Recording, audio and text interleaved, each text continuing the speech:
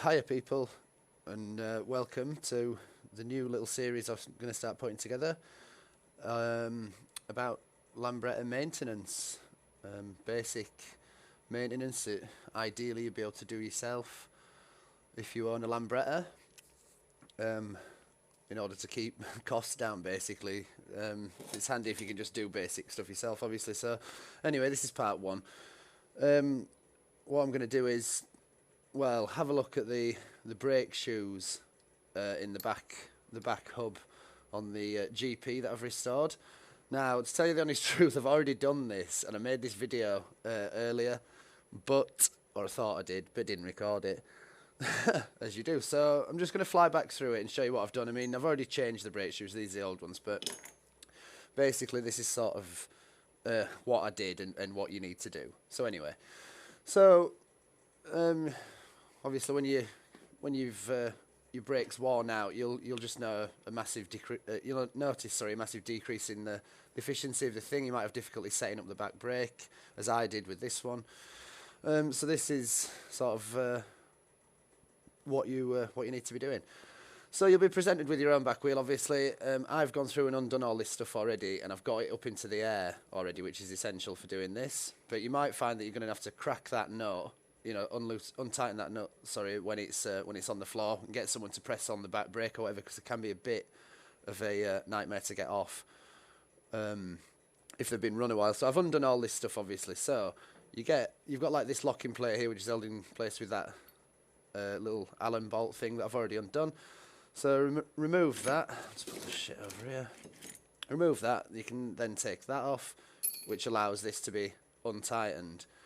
As I say, I've already done it. I've already cracked it, so I'll just sort of whip it off. Here we go. Pretty doing it with a fag in my hand as usual. So obviously, if you just hold the nut like I am, spin the wheel backwards, it'll thread it off the spindle thing. Get that all the way off, obviously. Must be nearly there. That's it. Then you've got your wavy washer there. Now, because I've only just built this scooter, the back hub on this is loose. That's ready to come off straight away. You will probably find, if it's been run for a lot of years, you might need a hub extractor. I haven't got that with me, because I knew that I didn't need it, but basically that's like a round plate with three studs in it that you sort of screw into there, and it's got like a spacer and another plate. It's quite hard to describe. You can look at them online, but basically it's also got like a big twist screw thing, if you know what I mean, that you can put a socket on. So when the extractor's holding these three and it's threaded in, when you screw in the thing into the middle, it draws it off. You might find that you won't be able to get it off without that. You can always hit it from the back with a mallet or whatever, but not recommended, not really the way to do it. So anyway, mine will just come straight off. And that's that. Shift the wheel out of the way and reveal the inside of the hub. So these are obviously new plates that I've put in. Anyone who hasn't seen inside of here before, the shoes are pivoted on these two studs here. When you press your brake pedal down, it draws tightens the cable that way, pulling that lever that way, attached to this cam, which goes through here, and then, as you can see, as that's being pressed and that's moving, turning that opens up the way that, opens up the shoes. This is the way that majority of drum brakes work, as far as I know. So what you need to do to get your shoes on and off, which I'll just go back through, like I say, I've already done it, but you just need to remove the little Y-shaped clip thing at this end. A bit of fucking about. Hang on. Get that behind there. Right. Keep that safe, obviously. That just keeps them, obviously, onto the studs. To remove them, bit of fucking about. Can be a bit of a nightmare, but a steady bit of jimmying round on the outside will free them up. Here they come. once you get them sort of past the end of the cam, it becomes a lot easier. And there you go. So your old shoes, obviously, which were these in this case, will just come off like that. That spring, as you just saw, just hooks in between, like that. And that's pretty much it. All you really need to do to get them, you know, to rebuild is just do that in reverse. It couldn't really be much simpler. You might find that you've got a bit of setting up to do, depending on what cam you've got here. Do different thickness ones of these from different models and things, and what brake shoes you've got. Sometimes the brake shoes need these little clip things on, sort of push on, which obviously makes them a bit wider than they were before. So if you've got a thinner cam, you might need them on to make up the difference, if you know what I mean. In my case, I don't. I did try them with them on firstly, in the first instance when I first did it, but the hub just wouldn't go back on. It just physically couldn't go on because these were held out so far that it was sort of, you know, there wasn't enough clearance for the hub to go home, as it were. So without them, nice even line around the edge, and the hub fits back on. You know, without the little feet on. So let's put them back on. You know, these are, get your old ones, get rid of them.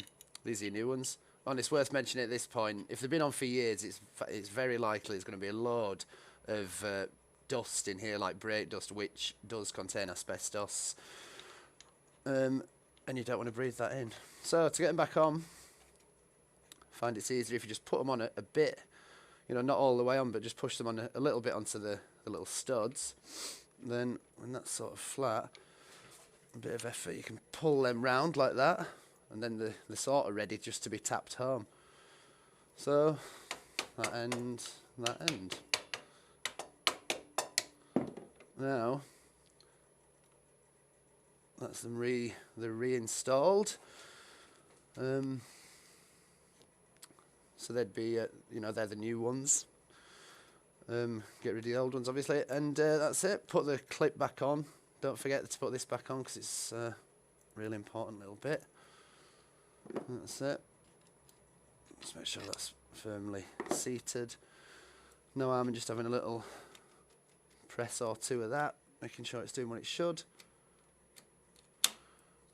Everything appears fine. So, with that done, get your wheel.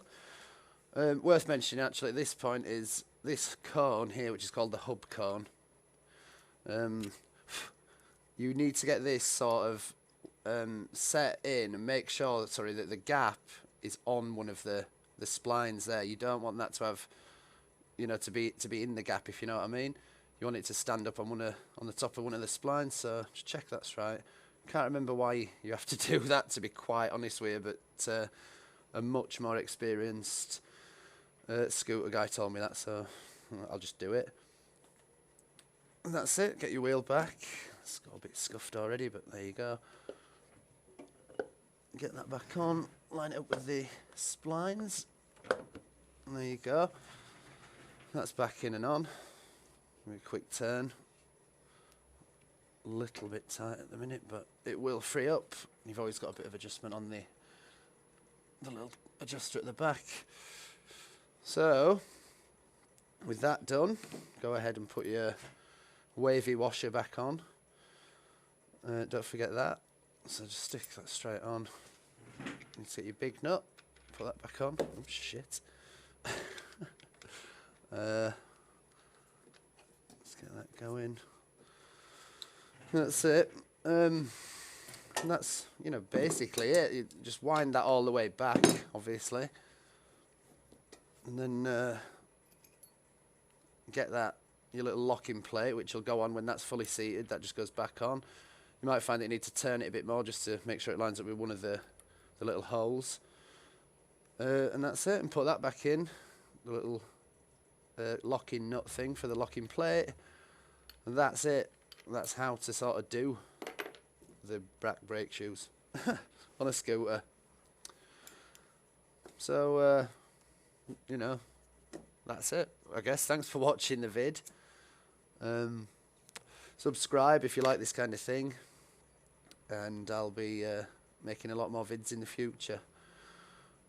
Just a disclaimer, I'm not actually a mechanic. It's just something that I do, that I've taught myself how to do to save money in the long run. So I'm sure there's a lot of things that other people would do differently to me. But that's it. This is just a basic little guide on what to do and how easy it can be if you feel confident enough to go ahead and do it. So that's it. Like I say, thanks for watching the vid, and I'll see you on the next one.